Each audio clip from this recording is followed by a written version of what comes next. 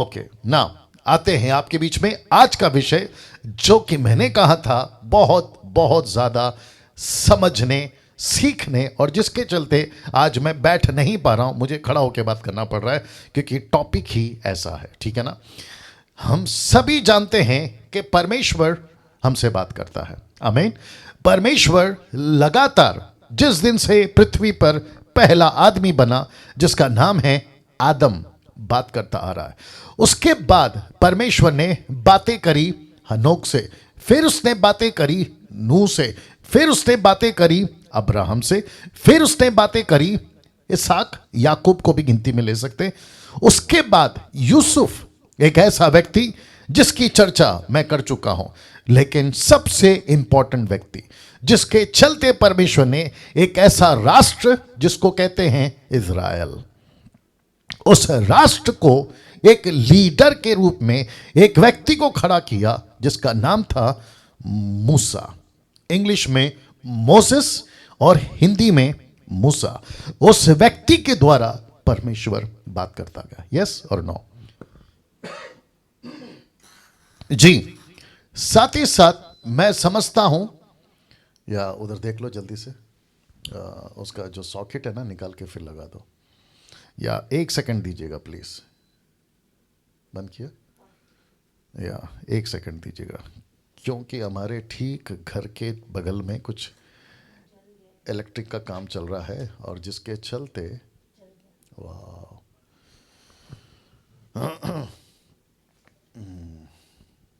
ये कैसे हो सकता है, देख लीजिएगा। अभी क्या करें?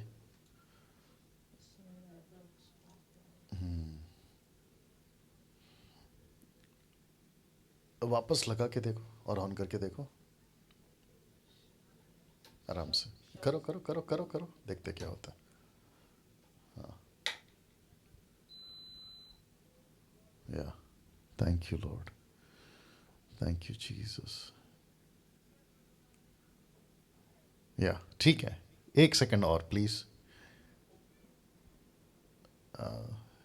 ये आ रहा है? हाँ बस बस, आ जाओ आ जाओ। आप सभी जानते हैं कि सब ऑनलाइन है, सब वाईफाई पे काम चल रहा है, और बहुत ज़्यादा डिपेंड रहना पड़ता है ये टेक्नोलॉजी के ऊपर। अगर एक भी पिन इधर से उधर हो जाता है तो दिक्कत हो जाती है। तो मैं कह रहा था कि एक ऐसा व्यक्ति जिसका नाम है मूसा, उसके द्वारा परमेश्वर ने इजरायलियों से बात करी, जिसको कहते हैं एक ऐसा राष्ट्र जिसके अंदर परमेश्वर ने अपनी व्यवस्था लाई, परमेश्वर ने कैसी आराधना करनी वो लाई, परमेश्वर ने कैसे बलिदान चढ़ाना है वो लाया, परमेश्वर को कैसे मिलना है, किस तरीके से मिलना है, जिसका कल मैंने थोड़ा बहुत जिक्र किया था। ऐसे करते करते परमेश्वर यहोवा एलोहिम पहुंचा नबियों के पास, राजाओं के पास, और फिर लिखा है, नहीं पढ़ना, मैंने डाला नहीं है, ऐसे ही बता रहा हूं। इब्रानियों की किताब 1 का 1, the book of Hebrew chapter 1 verse 1, लिखा है बाप दादाओं से बात करते करते अंत के दिनों में वो अपने पुत्र के द्वारा, बेटे के द्वारा, जिसको हम यीशु कहते हैं, उसके द्वारा बातें की। तो वहां से लेकर, इसका मतलब है आदम से लेकर आपका नूह, आपका अब्राहम, उसके बाद जोसेफ, मोसेस, जोशुआ, फिर किंग्स, प्रॉफिट्स, और फिर करते करते करते यीशु। यीशु भी जब बात करते थे पृथ्वी के ऊपर, तो उन्होंने ऐसे चेलों को सेलेक्ट करा, जिसमें से एक जो बहुत ज्यादा प्रसिद्ध या फेमस था, जिसका नाम है पतरस, और उसके बाद पौलुस। उसके बाद तो मानो आपकी और मेरी तब से लेकर अब तक मुझ जैसों की, आप जैसों की, जिसको कहते हैं ना, एक बहुत बड़ी लाइन लग गई सेवकों की, दास की, दासियों की। और उसी वजह से मैं हमेशा कहता हूं, पुरुष हो या स्त्री हो, दोनों काम कर सकते हैं। अब आप लोग सोच रहे होंगे कि पास्टर डैनियल, आपने इतना इसको लंबा चौड़ा क्यों खींचा? बहुत ध्यान से सुनिए।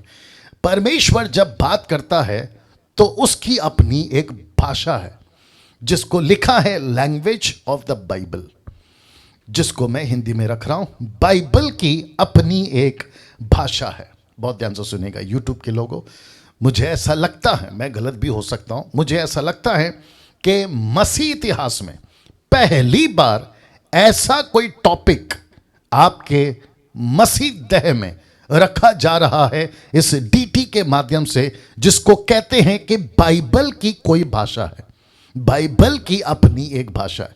कैसे आज रखने की पूरी कोशिश करूंगा। और मैंने फर्स्ट डे कहा था, फर्स्ट एपिसोड पे, कि डैनियल राज किसी तरह से कोई भी कॉम्प्रोमाइज, गद्दारी नहीं करेगा परमेश्वर के वचन के साथ, ठीक है ना। तो आपने जैसे सुना कि बाइबल की अपनी एक भाषा है, इसका क्या मतलब है पास्टर डैनियल, आप बोलना क्या चाहते हैं? कुछ चीजें पहले रखूंगा, उसको देख लीजिएगा।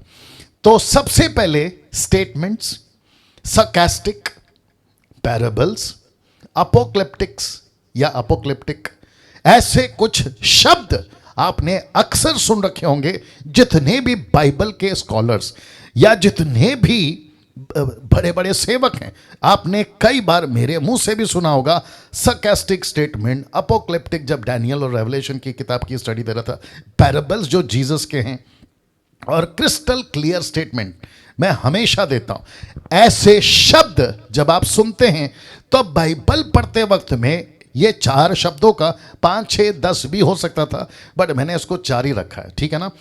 तो पढ़ते वक्त में आप जब पढ़ते हैं, आपको डिस्कशन करना है, परखना है, स्टेटमेंट कौन सा है, sarcastic कौन सा है, पैराबल्स क्या है, अपोक्लिप्टिक क्या है। ये डिस्कशन परख नहीं किया तो स्टेटमेंट को बना दोगे sarcastic, sarcastic को बना दोगे स्टेटमेंट, पैराबल्स को बना दोगे अपोक्लिप्टिक, और अपोक्लिप्टिक को बना दोगे पैराबल्स, इजंट इट। तो जिसके चलते आज मैं थोड़ा सा गुस्से में भी आऊंगा, क्योंकि बहुत सारे लोगों ने स्टेटमेंट को उठाकर sarcastic बना दिया और sarcastic को उठाकर, जी बोल दीजिए, स्टेटमेंट बना दिया।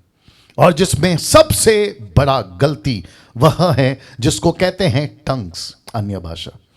पहला कुरिन्थियों 14 अध्याय वचन 2 से लेकर 10 तक पौलुस की चाल, पौलुस की स्टाइल, पौलुस का टोन, पौलुस का तरीका अगर पता लगाओगे तो sarcastic बोलते बोलते वो बातों को कह रहा है कि तुम लोग कर क्या रहे हो, जबकि स्टेटमेंट अलग है, sarcastic अलग है, पैराबल्स अलग हैं, अपोक्लिप्टिक अलग है।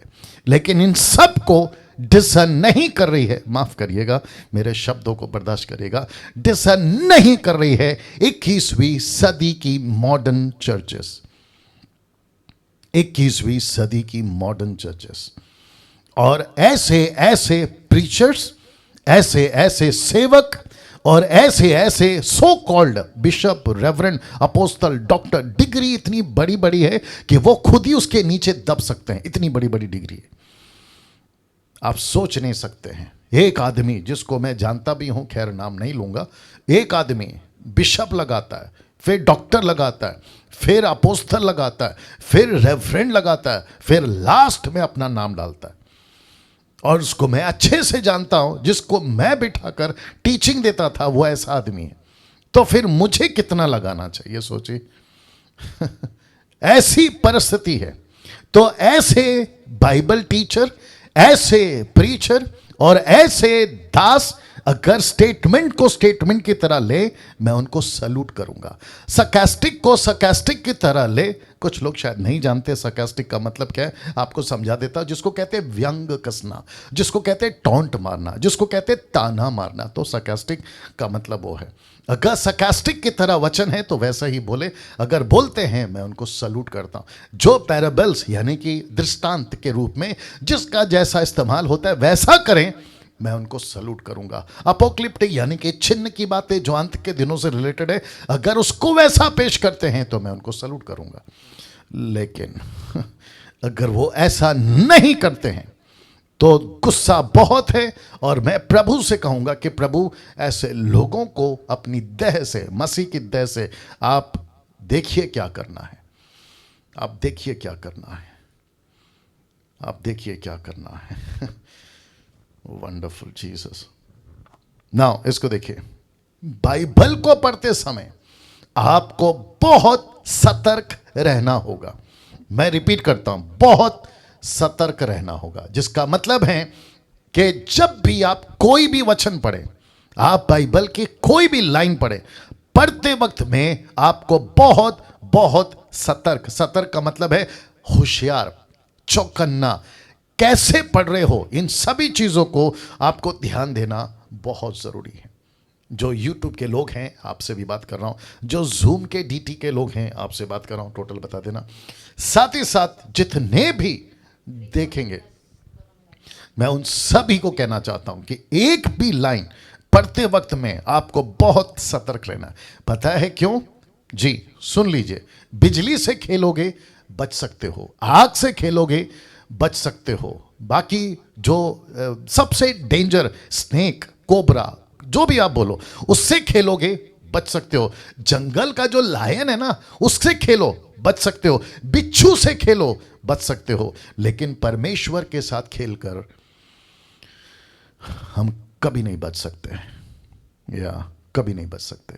और परमेश्वर के साथ खेलने का मतलब है परमेश्वर की कलीसिया में मनचाहा तरीके से बात करना, मनचाहा तरीके से स्टेटमेंट दे देना, मनचाहा तरीके से गड़बड़ कर देना। जहां स्टेटमेंट है वहां स्टेटमेंट दो, सरकास्टिक है सरकास्टिक दो, पैराबल्स है पैराबल्स दो, अपोक्लिप्टिक की बातें हैं वहां वो बताओ, लेकिन खिचड़ी नहीं बनाना है, खिचड़ी नहीं बनाना है। इस डीटी के माध्यम से मसीह मंथन के जितने मेंबर्स हैं उन सभी को भी कहना चाहता हूं, आपका छोटा भाई, बड़ा भाई, आप जैसे समझो, उस वसीले से मैं आपसे कहना चाहता हूं कि परमेश्वर के वचन को पढ़ते वक्त में बहुत बहुत ध्यान दीजिए, बहुत ध्यान दीजिए। या क्योंकि परमेश्वर सब बर्दाश्त कर सकता है, लेकिन अपने वचन के साथ गड़बड़ी कतई बर्दाश्त नहीं कर सकता। जब इंपॉर्टेंस ऑफ द बाइबल, जो कि मुझे लगता है कल आएगा, मैं आपको बताऊंगा कि परमेश्वर ने अपने नाम से भी ज्यादा किसको इंपॉर्टेंस दिया है पता है? अपने वचन को, वचन को महत्व दिया है। यीशु खुद को क्या कहता है पता है? वचन कहता है। यूहन्ना 1:1, जॉन 1:1, आदि में वचन था, वचन परमेश्वर के साथ था और वचन परमेश्वर था। अब आप सोच के देखिए कि एक पास्टर, आप जितने भी अभी मुझे जूम पे या फेसबुक पे, माफ करें, यूट्यूब पे देख रहे हैं, अगर आप पास्टर हैं, आप सोचिए, आप जब, गुडनेस गेट रेडी नाउ, आप सोचिए जब आप हाथ में बाइबल लेके खड़े होते हैं ना पुलपिट पे, आपके पैर, आपके हाथ कांपने चाहिए। यही तो कहता है पौलुस, यही तो कहता है मूसा, यही तो कहता है यशाया, कहता है कि प्रभु तेरे सामने आते वक्त में मैं कांपता हूं। वाह जब हम पुलपिट पे खड़े होते हैं, अभी मैं यहां खड़ा हूं, मैं आपसे बात कर रहा हूं, आपको मैं यकीन दिलाता हूं, मैं जब भी परमेश्वर के वचन को, छोटी सभा, बड़ी सभा, छोटा टाइम का, बड़े टाइम का, डीटी या रेवलेशन या डैनियल या एक्सेट्रा, जो भी बातें मैं करता हूं, मुझे एक डर होता है कि प्रभु कहीं मेरा स्टेटमेंट आपके विरोध ना हो जाए, कहीं मेरी कोई बातें आपको दुख ना पहुंचा दे, जिसके चलते मैं इसका ख्याल रखता हूं। और उसी वजह से मुझे हिम्मत आती है।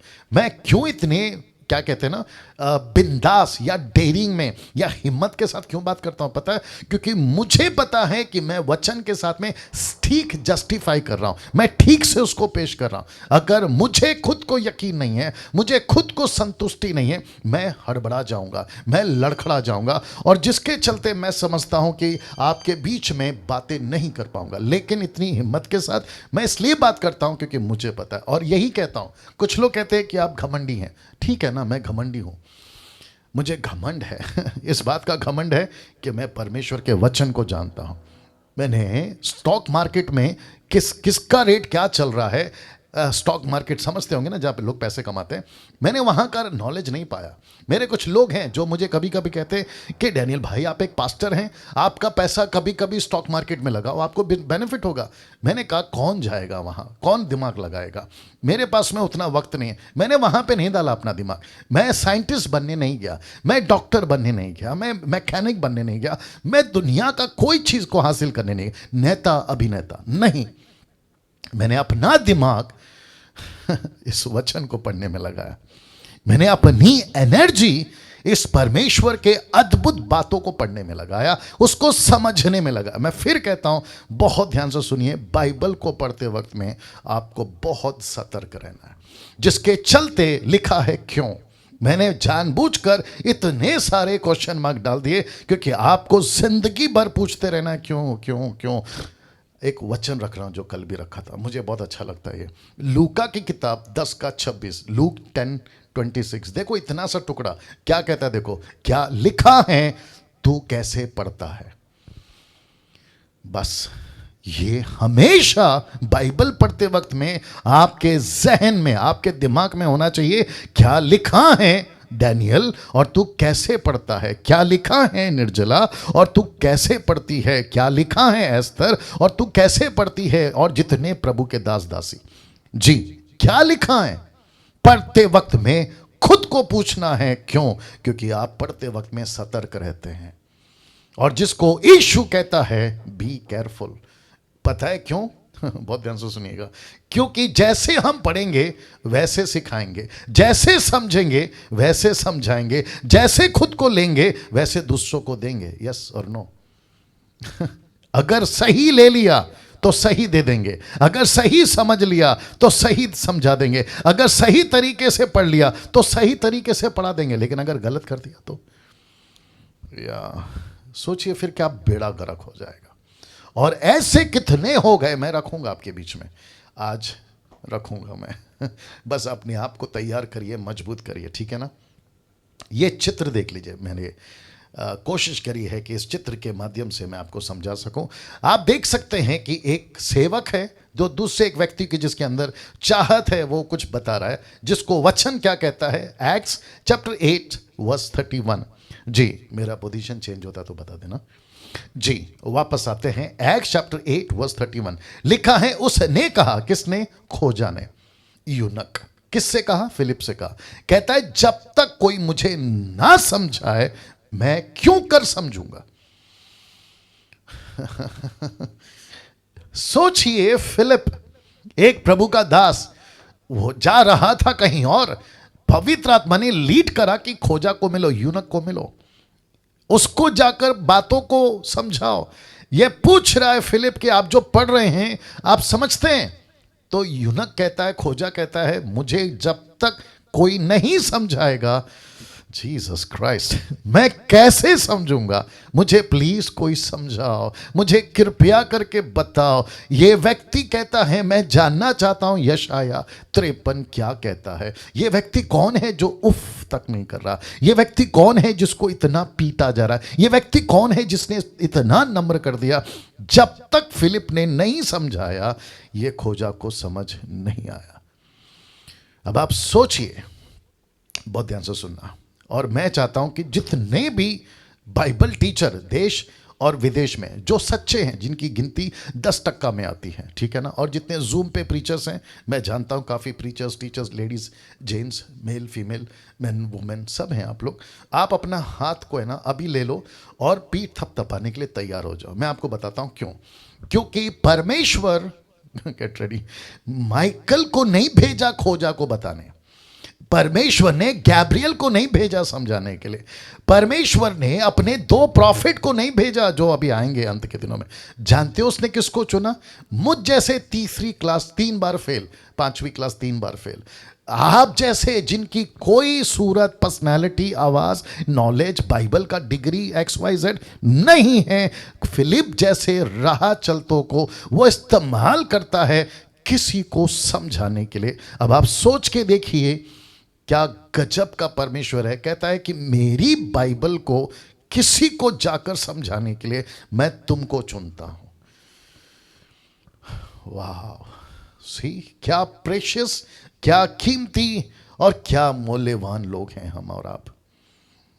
या इसको डाइजेस्ट करिए, इसको हजम करिए, और आपके लाइफ में, आपके जीवन में हमेशा ये बात रखना कि परमेश्वर अब अपने लोगों के द्वारा अपनी कलीसिया से बात करता है, और ऐसे लोग जो सच्चे हैं, जो खरे हैं, जो यीशु की बातों को लेकर चलते हैं, ऐसों के द्वारा वो न जाने कितने खोजाओं से बात करेगा, न जाने कितने खोजाओं से बात करेगा। ये चित्र देख लीजिए, ये चित्र देख लीजिए, ये चित्र देख लीजिए। ये चित्र मैं पहले भी रख चुका हूं, लेकिन आप देख सकते हैं ये पौलुस है, ये तिमोथी है और उसके फॉलोवर्स हैं।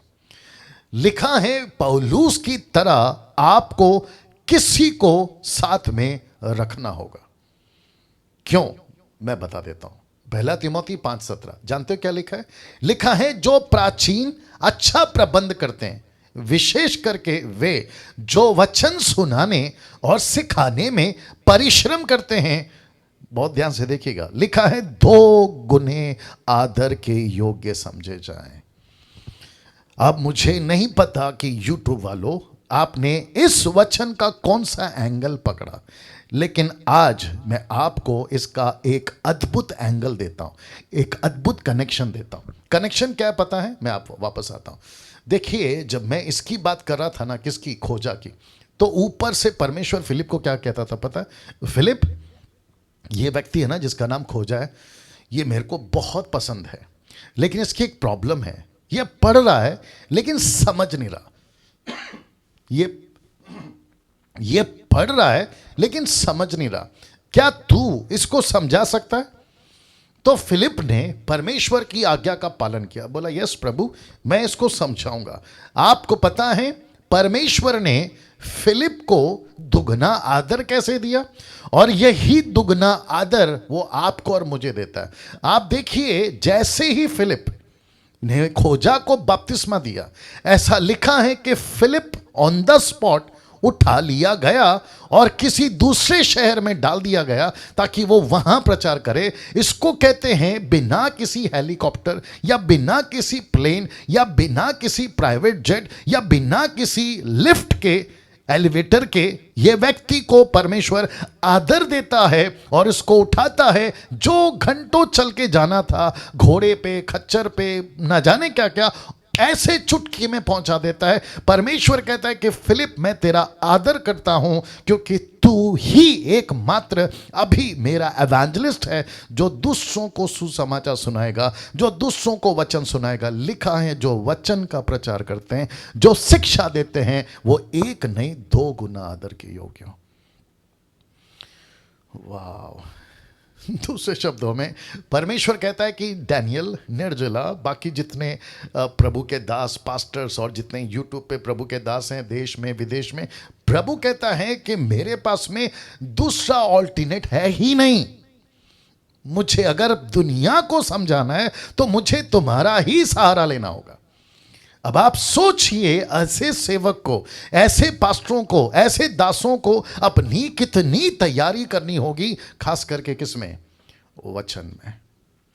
और मैं फिर कहता हूं, मुझे क्यों इतना गुस्सा आता है कभी कभी, और आज भी, और अभी भी हूं मैं गुस्से में, क्योंकि जिसके कंधे पे परमेश्वर ने पूरा खेत सौंपा था कि जाओ और अच्छी फसल काट के आओ, लेकिन गलत कर बैठ रहे हैं। ना तो बैलों का ख्याल रख रहे हैं, ना हल का ख्याल रख रहे हैं। फसल कब की तैयार हो गई है, यूहन्ना 4:35, लेकिन आंख उठाकर नहीं देख रहे हैं। और जिसके चलते परमेश्वर को क्या करना पड़ रहा है पता है? कहता है कि अगर जिसको इनविटेशन दिया था, बुलाया था, वो नहीं आए तो राह चलते किसी को उठा के लेके आओ ताकि मेरा घर पार्टी से भरा रहे। दूसरे शब्दों में, ये भी भाषा है बाइबल की, मैं रखूंगा ताकि मेरा घर में खाने का कोई भी जो है नुकसान ना हो। दूसरे शब्दों में प्रभु कहता है कि मैं नहीं देखूंगा कि कोई पढ़ा लिखा है, मैं नहीं देखूंगा कि कोई बहुत ही हाईली एजुकेटेड है। मेरे को जिसका दिल अच्छा होगा मैं उसका इस्तेमाल करूंगा। तो लिखा है कि 2 गुना आदर के योग्य हो। तो मैं रिक्वेस्ट करता हूं कि जितने भी जो सच्चे दास हैं प्रभु के, दास दासी, पास्टर पास्टरनी, उन सबको जो वचन का प्रचार करते हैं वो आदर के योग्य समझे जाएं। अगर आप उनके लिए कुछ कभी कर सको तो जरूर करिएगा। आपके चर्च के पास्टर के लिए अगर अच्छा है, कभी कुछ कर सको तो जरूर करिएगा। जितने मेंबर सुन रहे हैं, आपको पता चलता है कि ये वचन को सिखाने वाला सही सेवक है, वचन को कॉन्टेक्स्ट में सिखाता है, गड़बड़ी नहीं करता। मैं रिक्वेस्ट करता हूं कि ऐसे लोगों का जरूर आदर करें, क्योंकि लिखा है कि जो वचन सिखाते हैं वो 2 गुना आदर के योग्य समझे जाएं। ये फोटो देख लीजिए प्लीज। अच्छे सेवकों को साथ में रखो जिनको बाइबल का पूरा ज्ञान है। जी, मैं रिक्वेस्ट करता हूं, जितने यूट्यूब के लोग हैं आप भी सुनिएगा, मेरे को बीच बीच में टोटल बताते रहना, ठीक है ना? जितने यूट्यूब के लोग हैं, मैं आपको भी कहना चाहता हूं कि अच्छे सेवकों को साथ में रखो। जिसके पास में बहुत सारा ज्ञान है, जिसके पास में संसार का ज्ञान की बात कर रहा हूं, याद रखो, जिनके पास में बहुत बड़ा पैसा है, जिनकी चर्च बहुत बड़ी है, जिनकी वर्शिप बहुत ज्यादा होती है, जिनका इक्विपमेंट्स बहुत हाईटेक का है, उनके पीछे अट्रैक्ट होकर कभी नहीं जाना। उसको आप जब भी किसी सेवक को या प्रभु के दास को या प्रभु के वचन को सिखाने वाले को, अगर वो साइकिल पे भी घूम रहा है लेकिन उसके पास में वचन का ज्ञान है, उसको जरूर साथ में रखिए।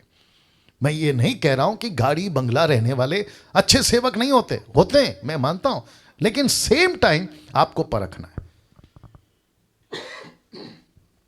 यस, आपको परखना है, या आपको परखना है। तो फिर कह देता हूं, अच्छे सेवकों को साथ में रखो, उनके टच में रहो। आपको कुछ भी नहीं समझता है, टक करके फोन करो ऐसे सेवकों को, पास्टर जी नहीं समझ में आ रहा, ब्रदर नहीं समझ में आ रहा, सिस्टर नहीं समझ में आ रहा, मैं क्या करूं, है ना। आप जिस किसी भी देश विदेश से हैं, आप तुरंत कॉल करना है, इसके पहले कि आप बाइबल को लेकर कंफ्यूजन में हैं। आप एक सेवक को पूछो। वापस से कहता हूं कि तिमोथी के पास में एक ऐसा लीडर था जिसको कहते हैं पौलुस। तो मैंने लिखा है, पौलुस की तरह आपको किसी को अपने साथ रखना होगा, ताकि वक्त वक्त पर ऐसे लीडर आपको जो हैं सही मार्गदर्शन करते रहें। ना, मैं समझता हूं कि ये वचन आप समझ गए हैं, और जिसके चलते आपको एक अच्छे सेवक अपने साथ रखना बहुत जरूरी है ना। कई लोगों ने ठीक से पढ़ा नहीं किसको, वचन को, और ना ही ठीक से समझा, और ठोकर खाई और पढ़ना बंद कर दिया और नए नए सिद्धांत बना दिए। वापस आता हूं, क्योंकि लीडर सही नहीं मिला, अच्छे अगुवे को नहीं रखा साथ में, जिसके चलते लोगों ने ठीक से नहीं पढ़ा, एक दूसरा, और ना ही ठीक से समझा, तीसरा ठोकर खाई, क्योंकि वचन ठोकर खिलाता है, मैं रखूंगा आज, ठोकर खाई, और जिसके चलते कुछ लोगों ने तो बाइबल को पढ़ना बंद कर दिया, लेकिन कई ऐसे हैं जिन्होंने नए नए सिद्धांत बना दिए। क्यों? क्योंकि पौलुस नहीं था ना उनके पास। जैसे हारून के पास में, कोई मदद कर दीजिए प्लीज, मूसा नहीं था। जैसे ही लोगों ने कहा कि हमारे लिए ईश्वर बना, हारून ने क्या किया, तुरंत, जिसको कहते हैं ना मूर्खता का काम किया, एक ऐसा वस्तु बना दिया जो कभी लिस्ट में आ ही नहीं सकता, जो परमेश्वर की तुलना में खड़ा हो ही नहीं सकता। लेकिन क्यों ऐसा भटक गया? क्योंकि उसके पास में जी एक सही मार्गदर्शक नहीं था। और आपको अभी मेरा जो शिफ्ट है, अभी गियर शिफ्ट होगा, आप ये फोटो देख लीजिए सबसे पहले। आपको पता है ये क्रूस आज पूरी दुनिया में क्यों फेमस है पता है? क्योंकि इसका जिक्र बाइबल में है। लिखा है, क्रूस के बारे में पढ़ा और पहनने का सिद्धांत बना दिया। तो जिसने फर्स्ट टाइम पढ़ा था ना, उसने गलती क्या करी पता है? उसने इस बाइबल की भाषा को नहीं समझा, इस बाइबल के इंटरप्रेट को नहीं समझा। उसने क्रूस के बारे में पढ़ा, एक टुकड़ा क्रूस, दैट्स इट, उसको उठा लिया और वहां से सिद्धांत बना दिया, जिसको इंग्लिश में कहते हैं डॉक्ट्रिन बना दिया। और आपको शायद नहीं पता है, यूट्यूब के लोगों, आपको शायद नहीं पता है, देश हो या विदेश हो, आज क्रूस पहनने की एक, क्या कहते हैं ना, फैशन सा हो गया, एक फैशन हो गया। हाथ में क्रूस, गले पे क्रूस, कभी लकड़ी का, कभी प्लास्टिक का, कभी सोने का, कभी चांदी का, और पहनते इतने रुबाब से हैं और कहते हैं कि देखो मैं ईसाई हूं। तो हिंदू, मुस्लिम और सिख, बुद्धिस्ट वो अपना पहनेंगे कि देखो हम मुस्लिम हैं, हम हिंदू हैं, हम बुद्धिस्ट हैं, हम सिख हैं, अलाना फलाना। तो क्रिश्चियन भी उसमें से एक आ गया, कहते हैं कि ओके तुम्हारा धर्म वो है, मेरा धर्म ये है, तुम्हारा रिलीजन वो है, मेरा रिलीजन। लेकिन यीशु ने कभी, बहुत ध्यान से सुनिए, यीशु ने कभी क्रूस इस तरीके से इस्तेमाल करने के लिए नहीं दिया था। वाह, नहीं दिया था। मैं फिर कहता हूं कि क्रूस को, क्रिश्चियनिटी को रिप्रेजेंटिव करने का सिंबल नहीं बनाया था, चिन्ह नहीं बनाया था। यीशु ने क्रूस का सहारा इसीलिए लिया था क्योंकि उन दिनों में जो मुजरिम होते थे, जो कत्ल करते थे, जिनको सजा मिलती थी, सजाए मौत, उनको क्रूस पे चढ़ाया जाता था, जैसे आज फांसी पे या कहीं पे सीधा शूट आउट, गोली मार दो। उन दिनों में क्रूस पे चढ़ाते थे। लेकिन क्योंकि किसी के पास में पौलुस नहीं था, किसी के पास में लीडर नहीं था, किसी के पास में ऐसा वचन को सिखाने वाला नहीं था, तो उसने क्या किया, सच्चे सेवक को साथ में नहीं रखा और बाइबल के इंटरप्रेट को, बाइबल की भाषा को गलत तरीके से लेकर ठोकर खाई, पढ़ना बंद कर दिया, नए नए सिद्धांत बना दिए और उसमें से यह है क्रूस। अब आप सोचिए डीटी के लोगों, अब आप सोचिए कि ये सारी बातें आपको मैं क्यों सिखा रहा हूं, क्योंकि हमको 22वीं पीढ़ी को इन सभी चीजों से मुक्त करना है, अगली पीढ़ी को इन सभी से मुक्त करना है। और ऐसे किसी सिद्धांत को, ऐसे किसी डॉक्ट्रिन को जहां क्रूस पहनने की बात आती है, जहां कुछ विशेष कपड़ा पहनने की बात आती है, जहां पे किसी प्रकार का अलग दिखने की, मैं क्रिश्चियन हूं इसलिए मैं अलग कपड़ा पहना हूं, मैं क्रिश्चियन हूं इसलिए मैंने क्रूस पहना है, मैं क्रिश्चियन हूं इसलिए मैं हाथ में बाइबल रखता हूं, नहीं, हम बाहर से क्रिश्चियनिटी नहीं दिखाएंगे बल्कि अपने कैरेक्टर से अपनी क्रिश्चियनिटी दिखाएंगे। वाह, सी या नाउ ये चित्र देख लीजिए पहले, क्योंकि बहुत जोरों से अदर कंट्रीज में, वेस्टर्न कंट्रीज में ये बहुत जोरों से चल रहा है आज भी। एक वक्त था जहां मूसा ने पीतल का सांप का सहारा लिया और लोगों से कहा कि इसको देखो तो तुम बच जाओगे, फोटो देख लीजिएगा। और ऐसे ही किसी सांप का जिक्र यीशु ने किया था मरकुस के 16 के 18 में कि तुम सांपों को उठा लोगे। तो बस इतना सा टुकड़ा, क्योंकि ये बाइबल की भाषा है, बस इतना सा टुकड़ा उठाया और इसको डॉक्ट्रिन बना दिया।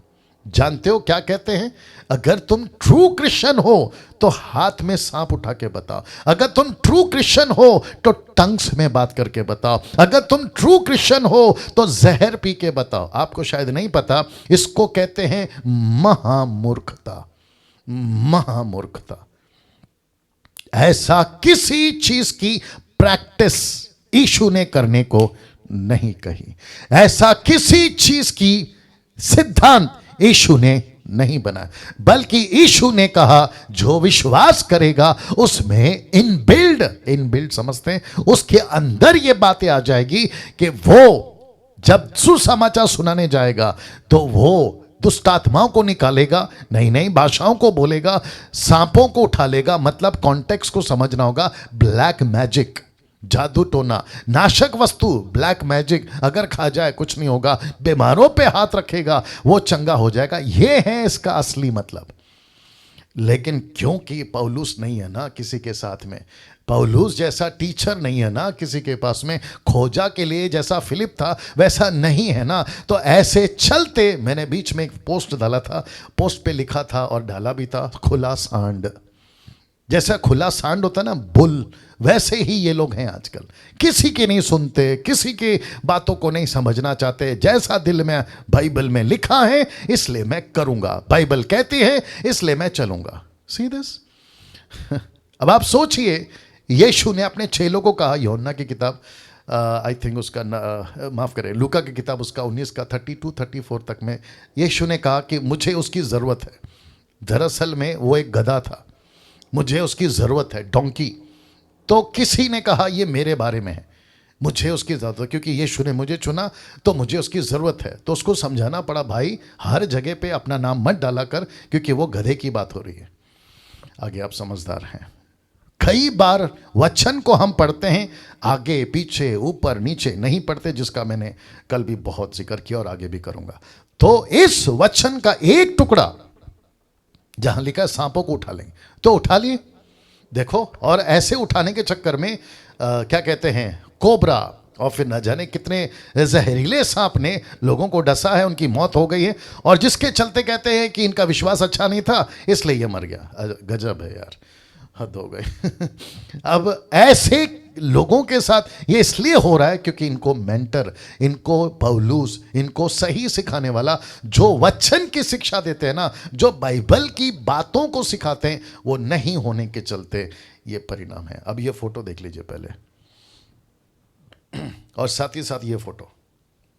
अब आप लोग समझ गए होंगे, जी हाँ, इसको कहते हैं कि यीशु मसीह 40 दिन उपवास फास्टिंग में गए थे। बस इतना सा टुकड़ा वहां से उठा लिया और फास्टिंग के बारे में पढ़ा और फास्टिंग शुरू। अब आप सोचिए आप सोचिए, ऐसे लोग हैं, वचन को पढ़ते हैं, कुछ छोटा सा पोर्शन उठाते हैं, उसकी डॉक्ट्रिन बनाते हैं। वो इसलिए बनाते हैं क्योंकि उनके पास में फिलिप के जैसा समझाने वाला नहीं था, पौलुस के जैसा समझाने वाला नहीं था, और जिसके चलते ऐसी डॉक्ट्रिन बनना शुरू हो जाती है। और आप लोगों को पता है कि अभी जो चल रहा है लेंथ डे, बहुत जोरों से चल रहा है, और मुझे नहीं पता कि इसको कहते हैं आसमान से गिरे, जी किसी को पता होगा, खजूर में अटके। ये ऐसे थे, जब संसारिक थे तो भी बंधन में, आत्मिक में है तो भी बंधन में, जब बाहर थे तो भी रिचुअल फॉलो करते थे, अब मसीह में है स्वतंत्र हो गए, लेकिन नहीं, अपनी अपनी रिचुअल्स बना रहे। कभी यहूदियों का फेस्टिवल, तो कभी क्रिसमस को एक फेस्टिवल, गुड फ्राइडे को एक फेस्टिवल, या फिर ईस्टर संडे को, अरे बाप रे। और अभी फास्टिंग बहुत जोरों में। और साथ ही साथ कुछ मूर्ख लोगों ने, मुझे माफ करिए मैं गुस्से में हूं, कुछ मूर्ख लोगों ने इसकी तो ऐसी टीचिंग दी है कि जब तक फास्टिंग नहीं करोगे आपको पवित्र आत्मा का दान नहीं मिलेगा। Can you believe this? इसको टोटल नॉनसेंस कहते हैं, इसको टोटल नॉनसेंस कहते हैं।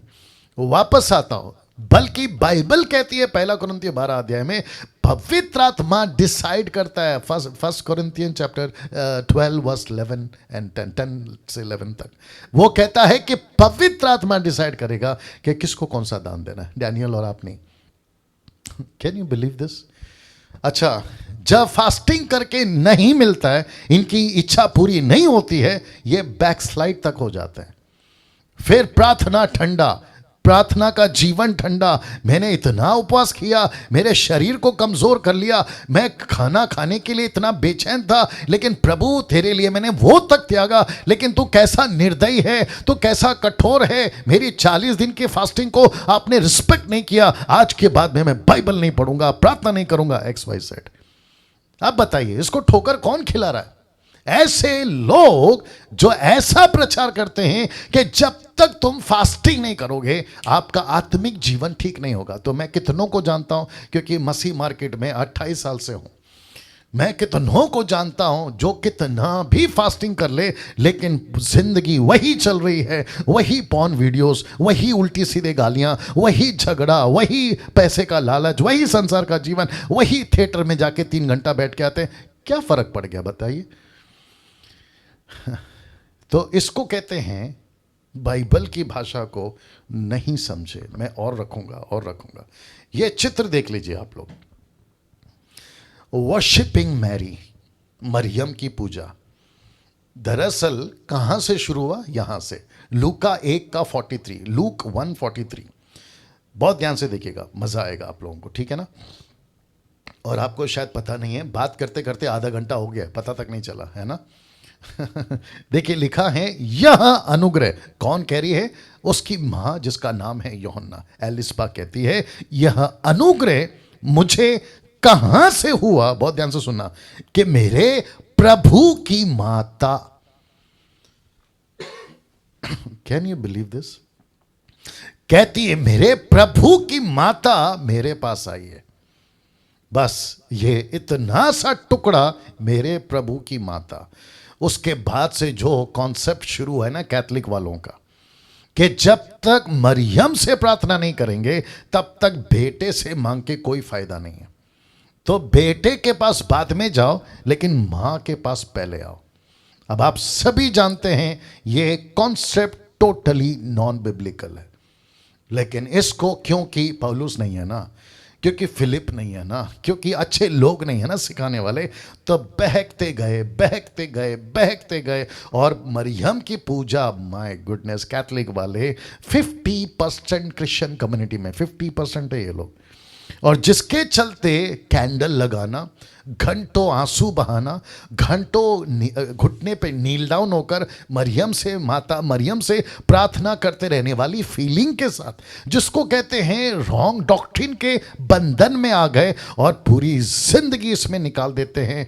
मेरे जो इन लॉज हैं, मेरे जो वाइफ के माता पिता हैं, वो पूरा ऐसे करते करते अभी तक ऐसे करते करते चल रहा है। बड़ा दुख की बात है। मेरा खुद का भाई बीच वाला जिसका नाम थॉमस है, वो भी अभी तक इसी में है। किसके चलते? एक छोटी सी लाइन, क्या लिखा है? मेरे प्रभु की माता। अब ये फोटो आपको शायद पता होगा, ये वो महिला है जिसके बारे में शायद आप लोग सुने होंगे। ये कहती है कि ये मदर है, ये ऊपर बैठा जो परमेश्वर है ना, ये खुद को उसकी मदर घोषित करती है। और आपको शायद नहीं पता है कि ऐसे बहुत सारे लोग जिसको कहते हैं world mission society church of God, mother Jerusalem, माता यरूशलेम, सुना होगा आप लोगों ने। आपको पता है इन्होंने कहां से ठोकर खाई? इस वचन से, गलतियों 4:26 लिखा है, ऊपर की यरूशलेम स्वतंत्र है और वह हमारी माता है। माय गॉड, अब ये कैसे फंस गए इतने सारे लोग? देखिए ना, कितने दया आता है इन लोगों के ऊपर। इनको बहकाने वाली ये महिला कहती है कि ऊपर एक बाप है तो ऊपर एक मां भी है। ये कॉन्सेप्ट लेकर आई है, और इसने कनेक्शन कहां से दिया पता है? आदम और हव्वा से। कहते जैसे परमेश्वर ने पुरुष और स्त्री को बनाया, वैसे ही परमेश्वर भी ऊपर एक पुरुष और एक स्त्री है, और मैं वो मां हूं, और तुम लोग ये कॉन्सेप्ट को लेके चलो। और आपको पता है टोटली नॉनसेंस है ये, और जिसके चलते बहुत बड़ा तबका आज भी बहुत जोरों से इनका काम चल रहा है। अगर कोई यूट्यूब पे, जूम पे अगर इनको कोई फॉलो करता है, मैं रिक्वेस्ट करता हूं कि अनफॉलो करो, अनसब्सक्राइब करो, जाना बंद करो, इनको घर पे बुलाना बंद करो, क्योंकि ये तो डूबेंगे नहीं, डूब चुके हैं, तुमको भी ले डूबेंगे और बेड़ा गर्क हो जाएगा ना। इसको देखिए, बहुत ध्यान से समझना है। अब यहां से अब हम दूसरी शिफ्ट पे जा रहे हैं। जब भी आप बाइबल को पढ़ते हो तो आपको एक अलग भाषा पढ़ने को मिलती होगी। मैं जब पढ़ता हूं मुझे मिलती है। मैं जब पढ़ता था, शुरुआत के दिनों की बात कर रहा हूं, मुझे बहुत मिली थी, जैसे कि आप लोगों को भी मिली होगी। जैसे कि ये क्या कहते हैं ना, एग्जाम्पल के रूप में आपके लिए फोटो रखा है, जिसको यूहन्ना की किताब 15:1 क्या कहता है? देखो, the book of John chapter 15:1 क्या कहता है? देखो, सच्ची दाखलता मैं हूं, मेरा पिता किसान है। ये कौन सी भाषा है? ये कौन सी भाषा है? कैसे बोल सकते हैं ये भाषा को? कैसे एक्सेप्ट कर सकते हैं ये भाषा को? मुझे तो शुक्र मनाना है ऐसे लोगों का कि किसी ने परमेश्वर को अंगूर नहीं बनाया अभी तक।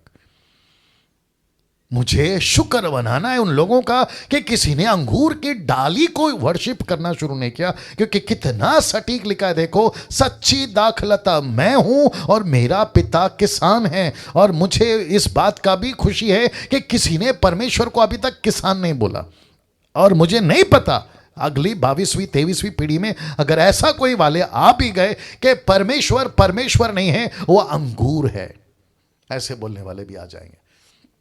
ये वचन देखिए, मैं दाखलता हूं, तुम डालियां हो। ये कौन सी भाषा है? ये कौन सी भाषा है? सोच के देखिए आप। जबकि परमेश्वर कहता है अपने आप को रखने के लिए, परमेश्वर ये तरीके से, मैंने शुरुआत कहां से करी?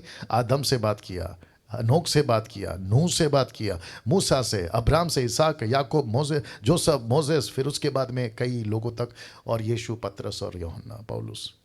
अब आप देखिए, ऐसे तरीके से परमेश्वर बात करता है, लेकिन समझने के लिए फिलिप कहता है मैं समझाऊंगा, पौलुस कहता है मैं समझाऊंगा। और इसीलिए परमेश्वर कहता है कि उनको डबल रिस्पेक्ट करो, जो तुमको अंगूर का अंगूर और परमेश्वर का परमेश्वर करके बताते हैं। वाह!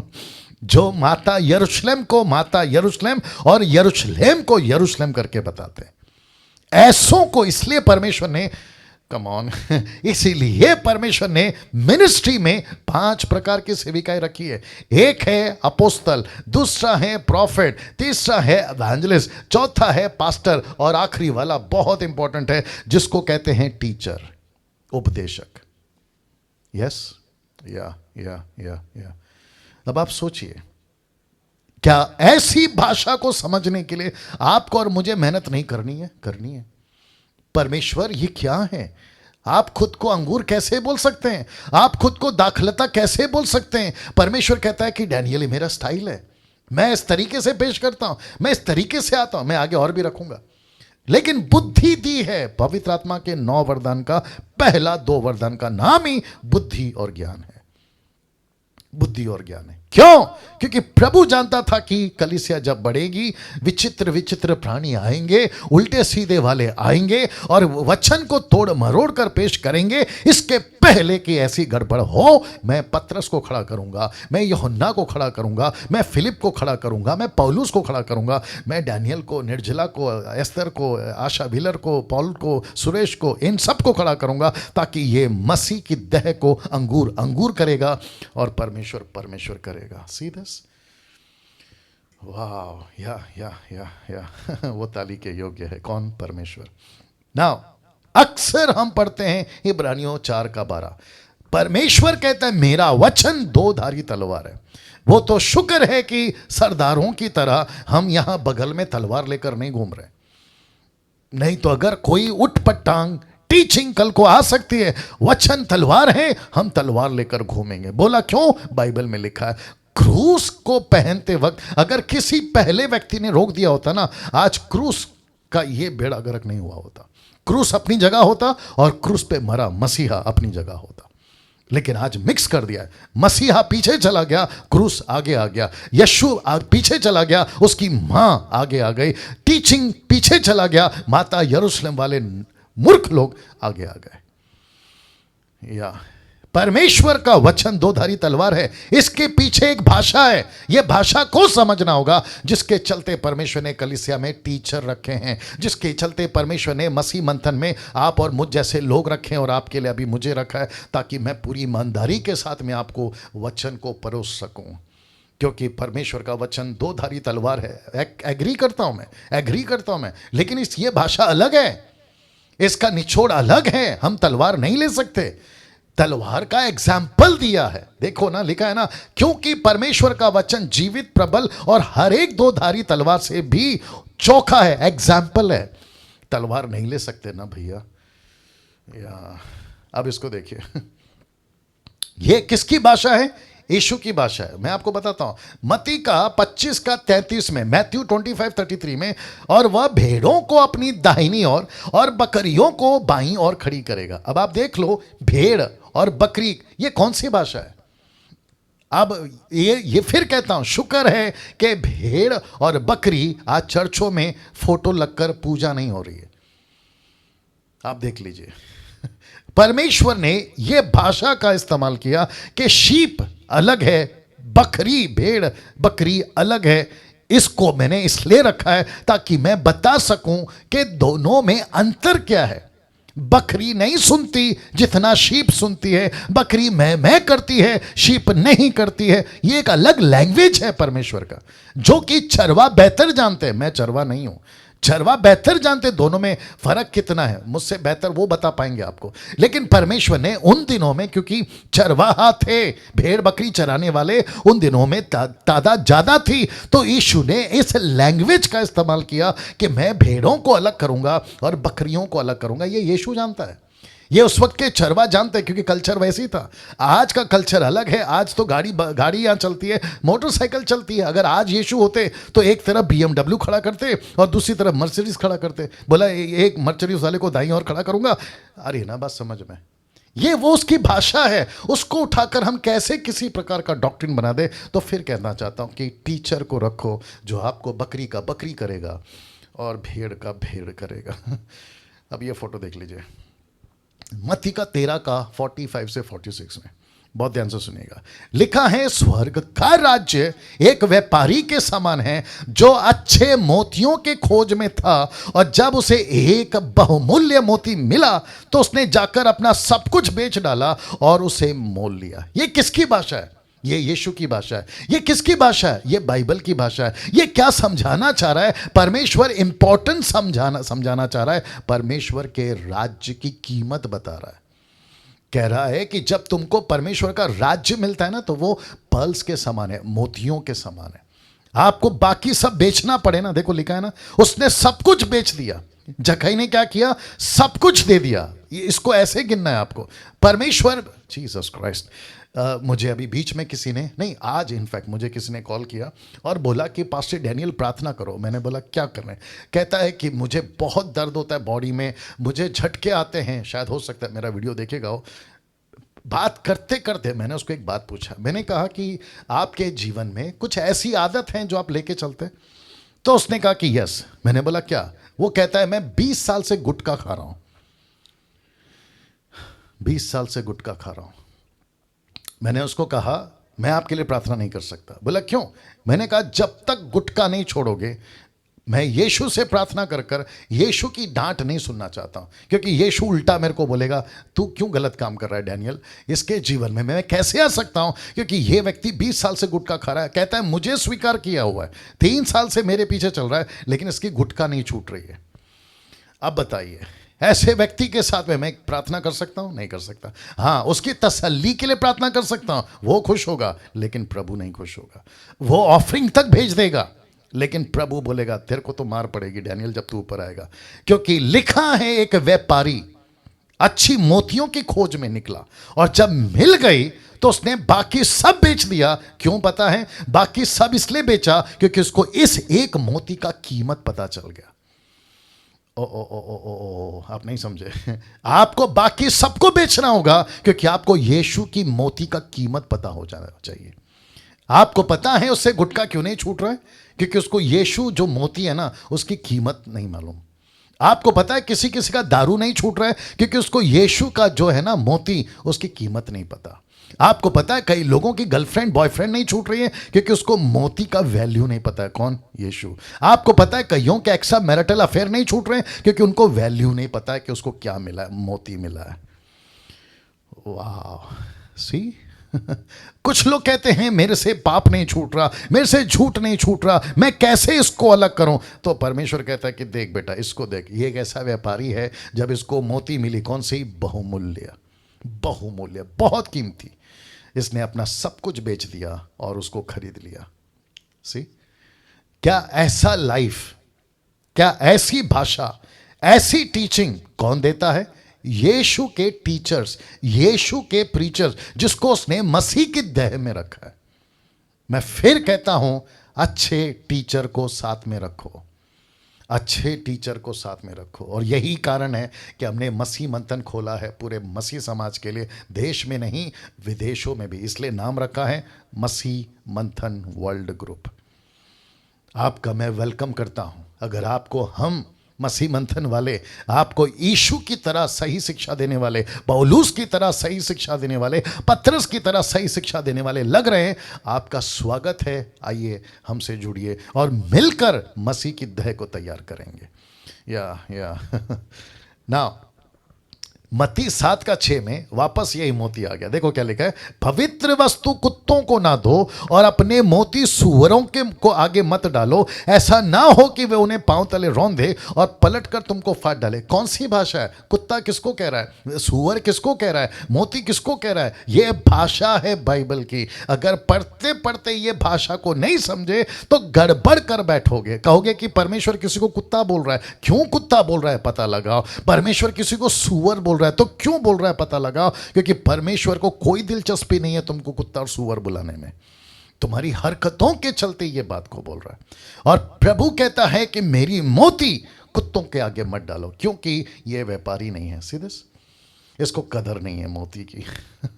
अगर इसको कदर होती ना तो ये सब कुछ बेच देता। ये जीसस क्राइस्ट, ये कुत्ता है इसके लिए इसको मोती की कदर नहीं, ये सुअर है इसके लिए इसको मोती की कदर नहीं है। आज कितने सारे ऐसे लोग हैं, यूट्यूब के लोगों, तुम भी सुनो, तुमको यीशु जैसा मोती मिल गया है लेकिन तुम्हारी सिगरेट नहीं छूट रही है, तुम कुत्ते हो। तुमको मोती जैसा यीशु मिल गया लेकिन तुमसे दारू नहीं छूट रही है, तुम सुअर हो। तुमको मोती जैसा यीशु मिल गया लेकिन गंदगी की जिंदगी नहीं छूट रही है, तुम सुअर और कुत्ते। इसलिए तो लिखा है ना कि मोतियों को सुअर और कुत्तों के आगे मत डालो। कैसा लग रहा है अजय का सब? कैसा लग रहा है? ऐसा चुपचाप नहीं बैठना ना, हाथ मुंह पे रख के रिएक्ट करो, रिएक्ट करो। हाँ, वाह, जीसस क्राइस्ट। इसमें पानी डालना, थोड़ा सा गर्म पानी डालना, इसी में डाल देना। ओके, ठीक है। चलिए, मैं आशा करता हूं कि आप लोग अभी तक बातों को समझ रहे हैं। आमीन। और साथ ही साथ आप लोग सीख रहे हैं, समझ रहे हैं। ये है लैंग्वेज। अब तक कैसे पढ़ते थे? टक टक टक टक टक टक। क्यों? फिलिप नहीं था ना, क्यों पौलुस नहीं था ना तिमोथी के लिए। वैसे ही अब परमेश्वर ने इस डीटी को लाया है, इसका पूरा फायदा उठाइए। नाउ इसको देखिए, मत्ती 5:13 में कहता है तुम पृथ्वी के नमक हो। मत्ती 5:14 में कहता है तुम जगत की ज्योति हो। ये कौन सी भाषा है?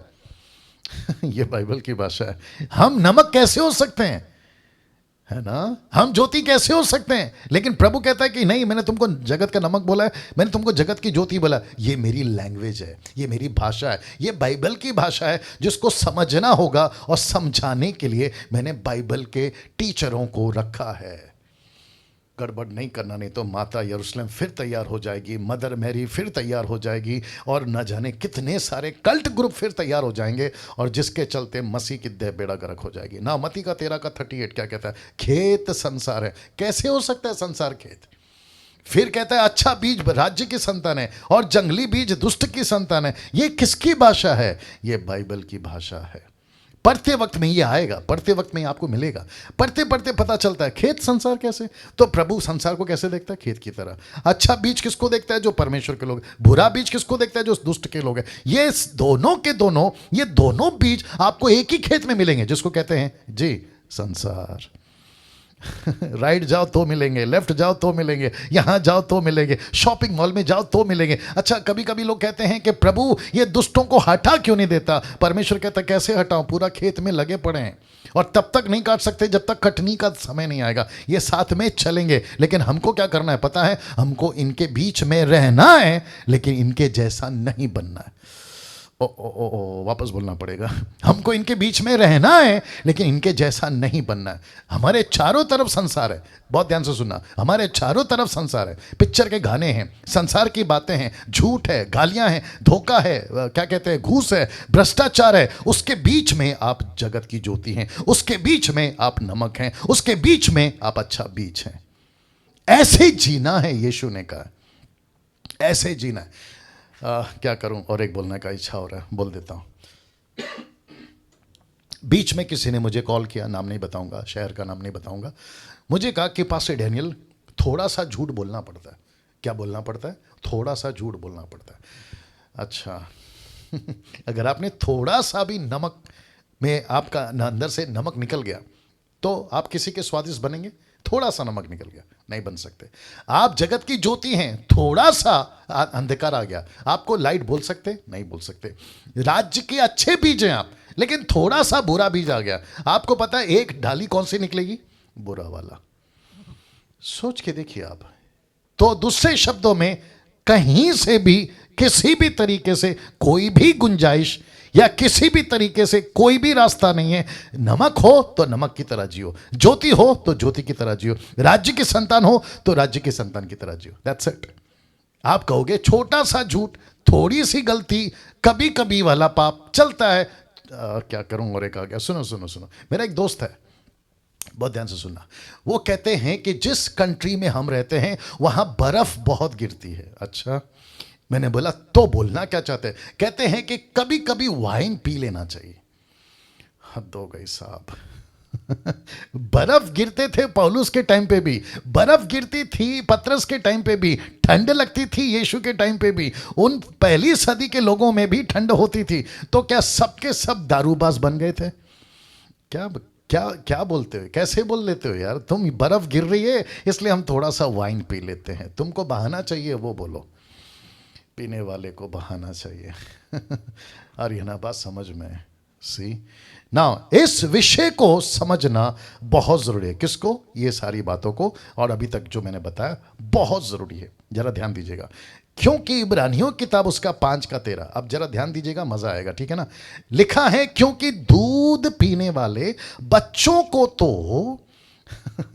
वो देखो, रिलीजियस नहीं लिखा है, धर्म नहीं लिखा है, लिखा है धर्म के वचन की पहचान। ओ ओ ओ ओ, आप नहीं समझे अभी भी। ये जो बच्चे हैं ना, ये बच्चे क्यों हैं मालूम है? ये बाइबल की भाषा को नहीं पकड़ पा रहे।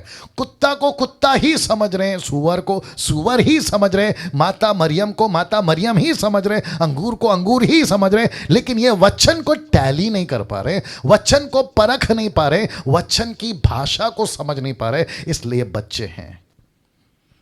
See this। तो मुझको और आपको क्या बनना है?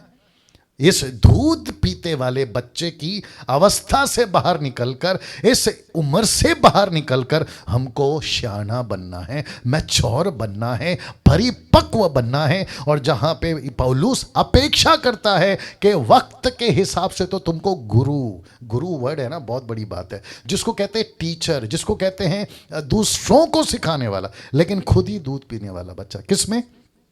वचन में, वचन में। वाह।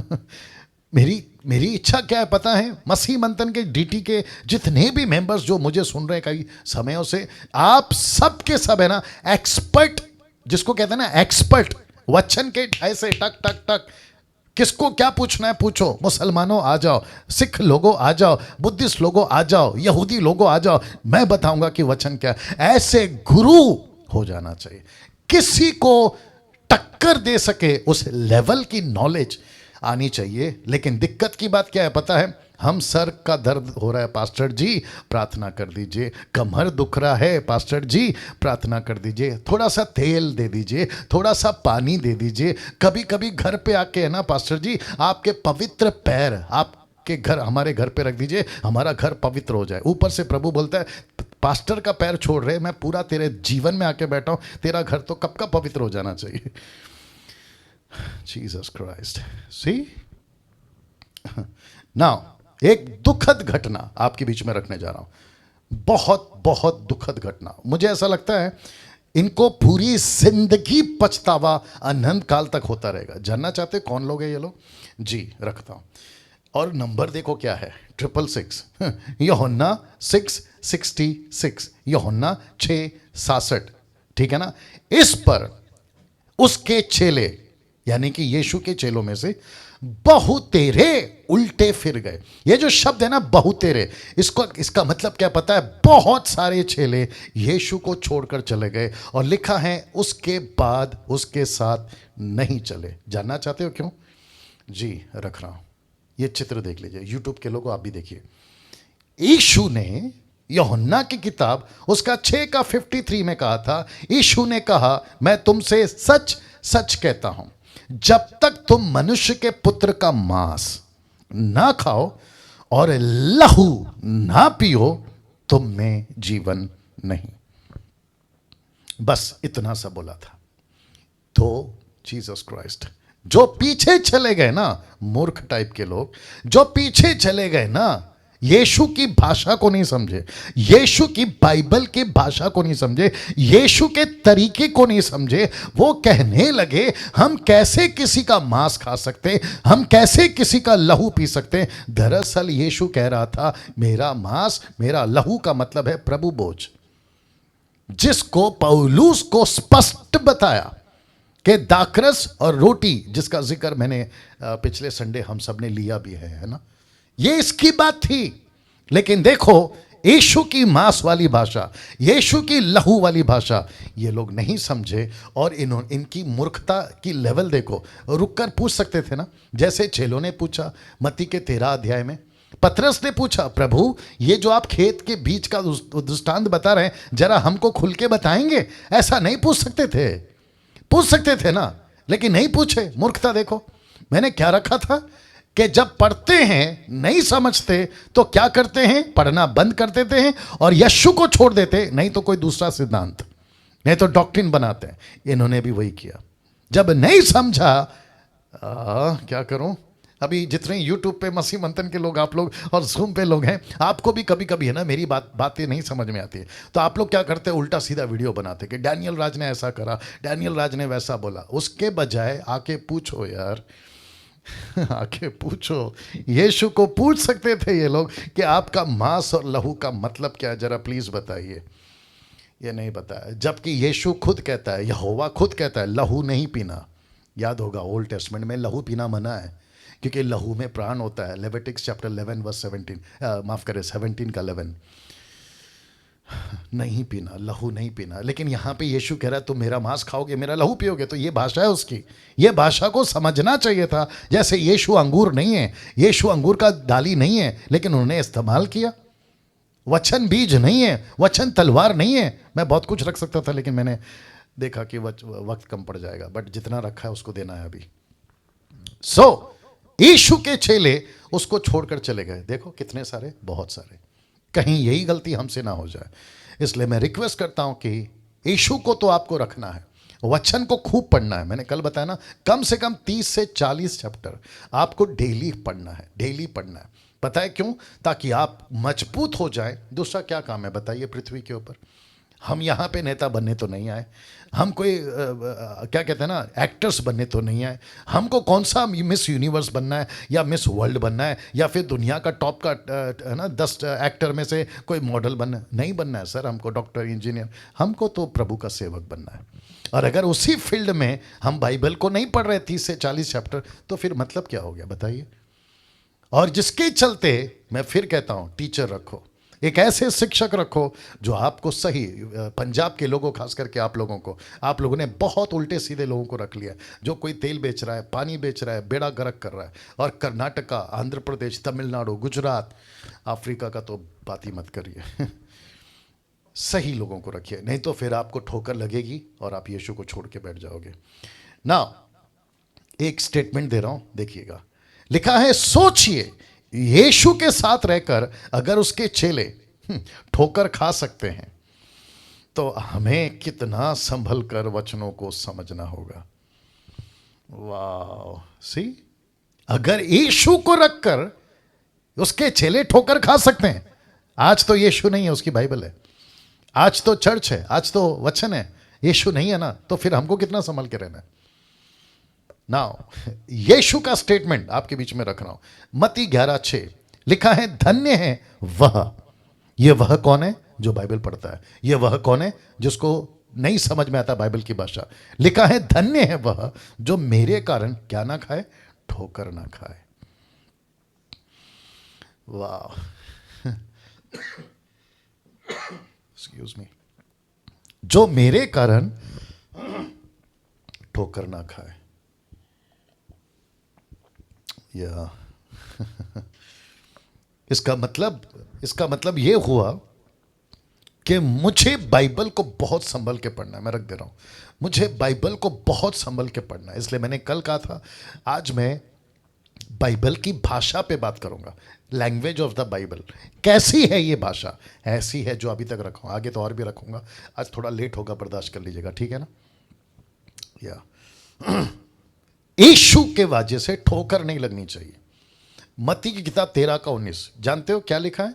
जो कोई राज्य का वचन सुनकर, देख लो, नहीं समझता, उसके मन में जो कुछ बोया गया था उसे वह दुष्ट, कौन? लूसीफर, आकर छीन ले जाता है। जो नहीं समझता, माय गुडनेस, उसका नाश होना तय। कहां लिखा है? दूसरा पत्र 3:16। वैसे ही उसने अपनी सब पत्रियों में भी इन बातों की चर्चा की है, जिनमें कितनी बातें ऐसी हैं जिनका समझना कठिन है, पर अनपढ़ चंचल लोग उनके अर्थों को भी पवित्र शास्त्र की और बातों की नाई खींच तान कर अपने ही नाश का कारण बनाते हैं। हमको मूर्ति पूजा नाश नहीं कर रहा है, हमको शैतान नाश नहीं कर रहा है, हमको कोई और नाश नहीं कर रहा है, नशा नाश नहीं कर रहा है, पैसा नाश नहीं कर रहा है, हमारी खुद की अधूरी नॉलेज, हमारा खुद का अधूरा ज्ञान आज हमको नाश कर बैठेगा अगर ठीक से नहीं समझा बाइबल की भाषा को। तो यही तो लिखा है ना, दुष्ट आकर छीन ले जाता है। देखो, दुष्ट आकर छीन ले जाता है कब? अगर नहीं समझा तब। तो अच्छे अच्छे गए इसके अंदर, अच्छे अच्छे गए। माय गुडनेस, उंगलियों पे गिनेंगे हम। जब न्याय का दिन आएगा ना, तो हम जिसको टीवी पे देखते थे ना, वो नरक में मिलेगा। जिसको हम इंटरनेशनल प्रीचर बोलते थे ना, नरक में मिलेगा। हम जिसको इंटरनेशनल बिशप बोलते थे ना, नरक में मिलेगा। पता है क्यों? क्योंकि अच्छे अच्छे फेल हो गए। इसलिए पतरस बोल बैठा कि कई लोग अपने नाश का कारण बन जाएंगे, अपने नाश का कारण बन जाएंगे। ये चित्र देख लीजिए, फिर मैं बात करता हूं। लिखा है 3 levels ऑफ क्रिश्चियंस। मैं रिपीट करता हूं, 3 levels ऑफ क्रिश्चियंस। अंडरस्टैंडिंग आपको समझना होगा। क्या? एक है 100, दूसरा है 60 और तीसरा है 30।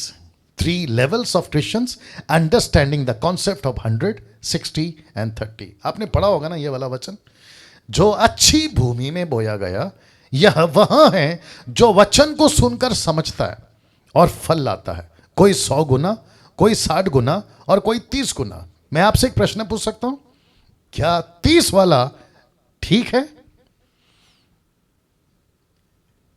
नहीं। क्या 60 वाला ठीक है? नहीं। लेवल कहां पर है पता है? 100। जब आप किसी नौकरी पे जाते हो ना, तो 30% वाला मार्क नहीं चलेगा, 60% वाला मार्क नहीं चलेगा। आपको कितना देना होता है पता है? 100। आप किसी भी फील्ड में जाओ। लेकिन यीशु यहां पे कहते हैं, यीशु क्यों कह रहे हैं पता है? क्योंकि ऐसे 3 तरह के क्रिश्चियन तब भी थे, ये 3 तरह के क्रिश्चियंस आज भी हैं। और ये 100 गुना, 60 गुना, 30 गुना।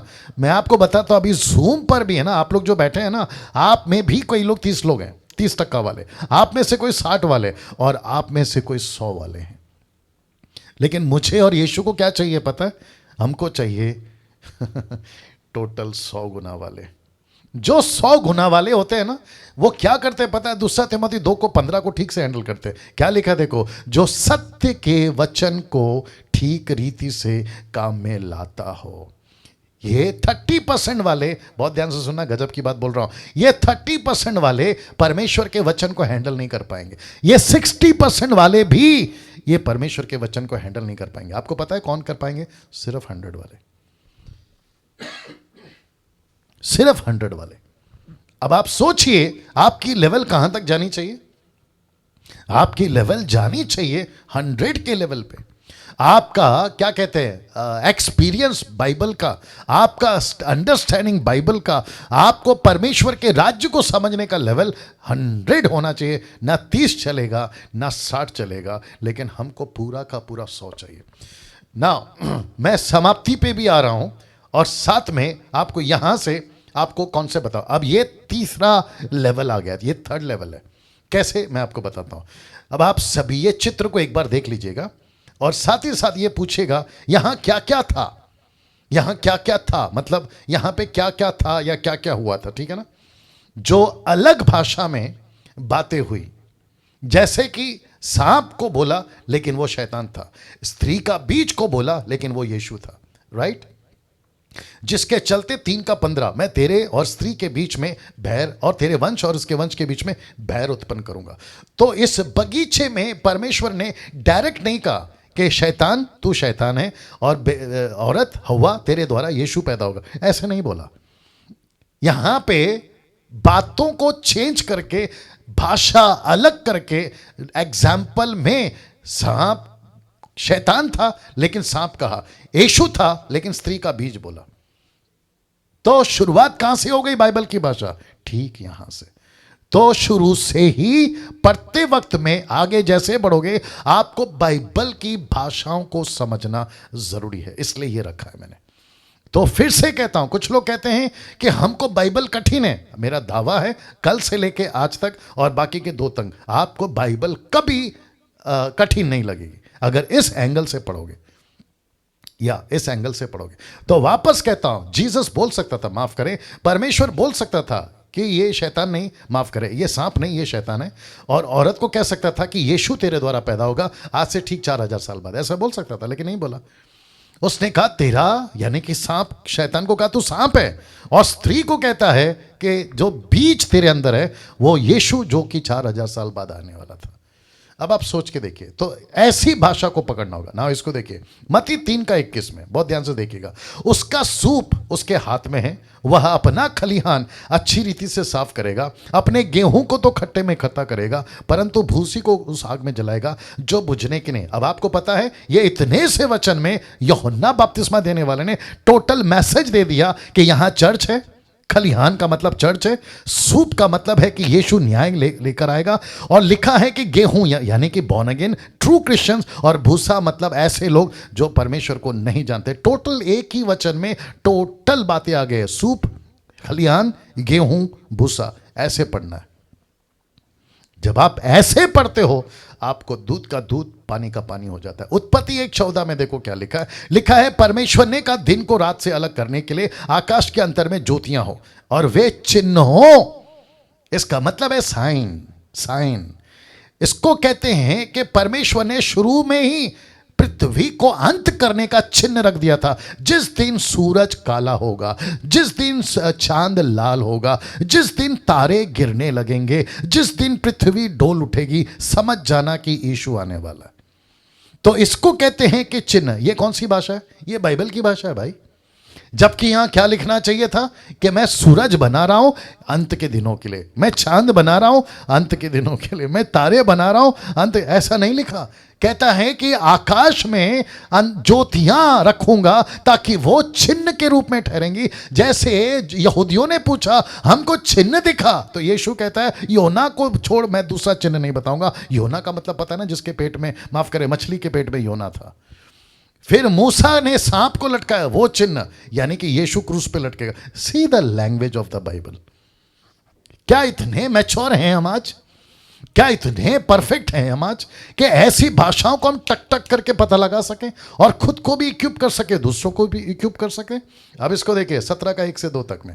अब यहां पे क्या क्या है देखिएगा। लिखा है फिर उसने अपने चेलों से कहा हो नहीं सकता कि ठोकरें ना लगे, परंतु हाय उस मनुष्य पर। यह मनुष्य कौन है? प्रभु का सेवक, जिसके कारण वे आती है, जो छोटों में से, छोटे मतलब कलीसिया की बात हो रही है, यीशु के लोगों की बात है, ठोकर खिलाता है उसके लिए भला होता। लाल में जितना रखा है उसका मतलब कोई ना कोई है, ठीक है ना। भला होता, भला का मतलब क्या है? वो कभी पास्टर बनता ही नहीं क्योंकि गलत सिखा रहा है आजकल। वो कभी बिशप अगर बनता ही नहीं तो उसके लिए भला होता क्योंकि बिशप बनकर गलत सिखा रहा है। वो कभी अपोस्टल प्रॉफिट बनता ही नहीं क्योंकि उसके लिए भला होता क्योंकि आजकल उल्टा सीधा कर रहा है। लिखा है चक्की का पार्ट उसके गले में लटकाया जाता है, मतलब ये पाप से कभी छूटता नहीं क्योंकि चक्की का पार्ट बोझ दर्शाता है। लिखा है समंदर में डाल दिया जाता। इसका मतलब है समंदर बोले तो नेचुरल समंदर नहीं, बात हो रही है संसार की।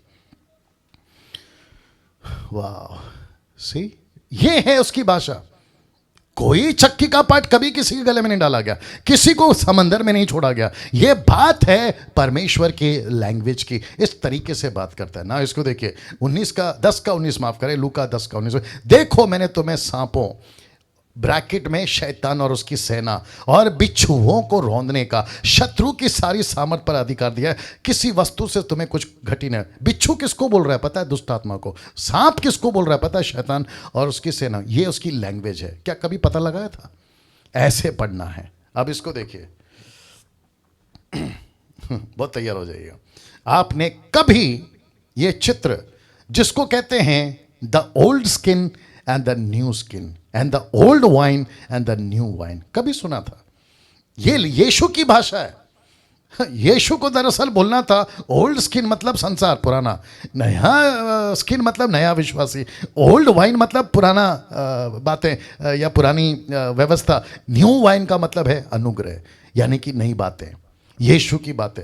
तो आप इसको देख लीजिए, वचन क्या कहता है देखो। लिखा है नया दाखरस पुराने मशकों में नहीं बढ़ते, क्योंकि ऐसा करने से मशके फट जाते हैं, दाखरस बह जाता है और मशके नाश हो जाती है, परंतु नया दाखरस मतलब पवित्र आत्मा, मतलब यीशु का मिशन, मतलब यीशु की बातें, मतलब परमेश्वर का राज्य नए मशकों में बढ़ते हैं, मतलब नया विश्वासी, नया व्यक्ति जिसको मैंने नया किया है, जो संसार से कट गया है, संसार से अलग हो गया है। लिखा है भरते हैं ताकि दोनों बचे रहें।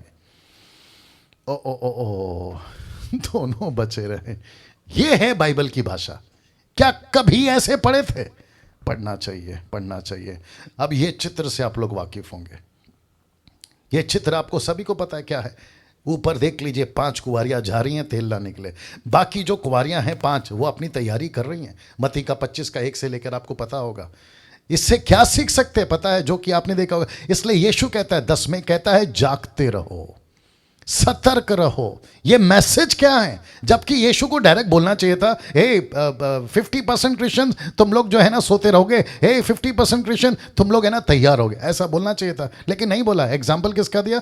10 कुंवारियों का। ये भाषा है बाइबल की, हमको समझना होगा ना। माफी चाहता हूं, टाइम हो रहा है। The book of Daniel and the book of revelation, आपको पता है, आपको पता है, ऐसी ही भाषाओं में बातें की थी। वो चाहे डैनियल के टाइम का यीशु हो या जॉन द बैप्टिस्ट कह रहा हूं, या होना द डिसाइपल ऑफ जीसस, उसकी बात हो, दोनों ने ऐसा ही यीशु को देखा।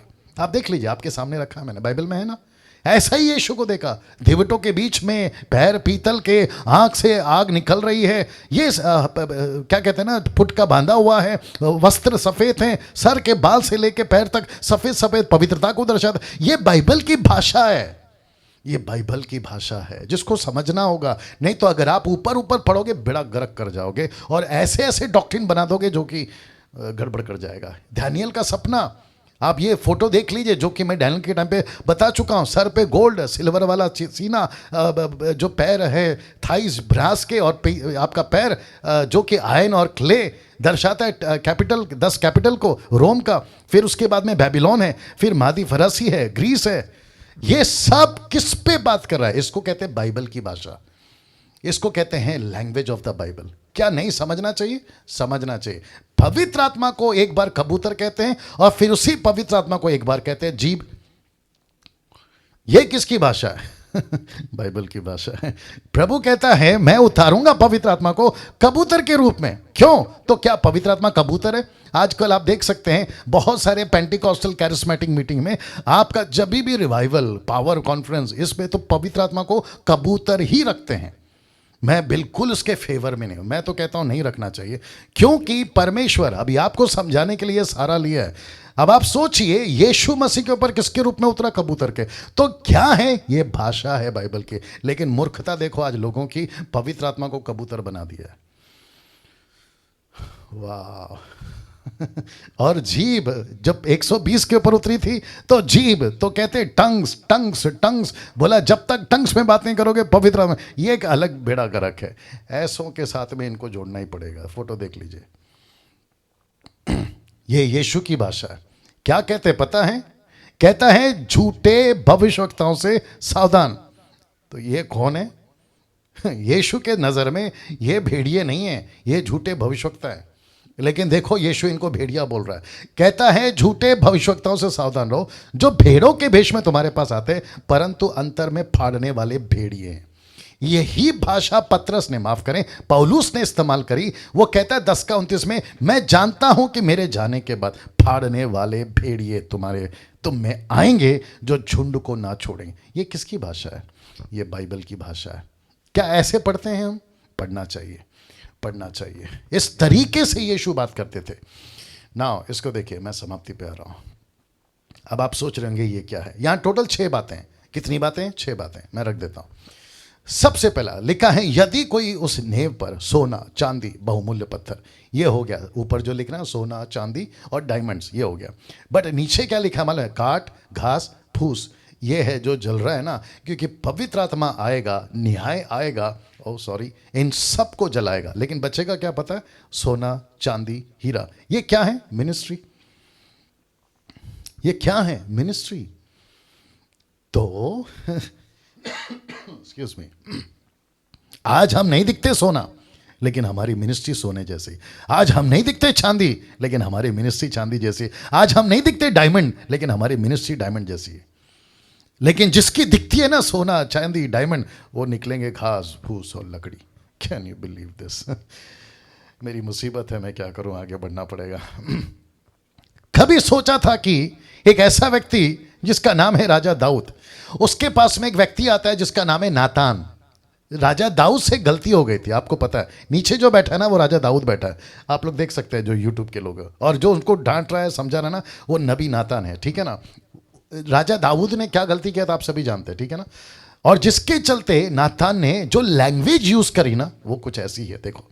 कहता है तब यहोवा ने दाऊद के पास नातान को भेजा और वहां उसके पास जाकर उससे कहने लगा, एक नगर में दो मनुष्य रहते थे, ये देख लो, दो मनुष्य, ठीक है ना, जिनमें से एक धनी और एक धनी था। धनी निर्धन था। धनी के पास तो बहुत सी भेड़ बकरियां और गाय बैल थी। और फिर उसके आगे लिखा है कि जब पार्टी का टाइम आया, क्योंकि उसके घर में रिश्तेदार आए थे, तो जिसकी एक थी ना, दोस्त ने क्या किया पता है, जिसके पास बहुत थी उसमें से नहीं लिया, लेकिन बेचारी जिसके पास एक थी उसका ही उसने कत्ल कर दिया और पार्टी किया। ऐसी भाषा किसकी है? जबकि नातान को आके क्या बोलना चाहिए था, दाऊद तूने गलती किया, दाऊद तूने किसी और की पत्नी के साथ गलत काम किया, ये भाषा नहीं बोला। उसने लैंग्वेज चेंज किया है, क्यों? ताकि हम सीखें, समझे। तो वापस कहता हूं कि बाइबल को समझने के लिए, बाइबल की भाषा को समझने के लिए आपको सही अगुवे, लीडर चाहिए। ये फोटो देख लीजिए। अब आपको अगर जितना दिख रहा है, आप अगर आप देख सको, दो पेड़ हैं जैतून के और दो गवाह हैं। अब इसको बाइबल देखो क्या बोल रही है, और मैं अपने दो गवाहों को यह अधिकार दूंगा कि टाट ओढ़े हुए 1360 दिन तक, यानी कि 3.5 साल तक भविष्यवाणी करे। फिर उसका वचन आगे कहता है, ये वही जैतून के दो पेड़, दो दिविट जो पृथ्वी के प्रभु के सामने खड़े रहते हैं। दरअसल ये लोग कौन है? एक तो पक्का है हनोक, दूसरा होना चाहिए एलिया या मूसा। मैं इसमें मेरे को कंफर्म नहीं है, इसलिए मैं 3 नाम ले रहा हूँ, बाकी प्रभु जाने, और जब आएगा तब जानेंगे, ठीक है ना। ये कौन सी भाषा है यार? ये बाइबल की भाषा है। कैसे परमेश्वर बोल सकता है जैतून के दो पेड़? कैसे बोल सकता है कि ये दो गवाह हैं? और देखो ऐसा ही कुछ दृश्य स्वर्ग में दिखता होगा, ऐसे ही कुछ। तो ये किसकी भाषा है? कौन समझे? जो मसीह के पवित्र आत्मा के सेवक भरे हुए, जो सही शिक्षा देने के लिए मसीह के ध्येय में रखें, वे बता पाएंगे। तो ऐसे वचनों के भाषाओं का ज्ञान आपको होना जरूरी है। अगर ये नॉलेज नहीं है, आप अपनी अलग अलग डॉक्ट्रिन बना दोगे। मैं वापस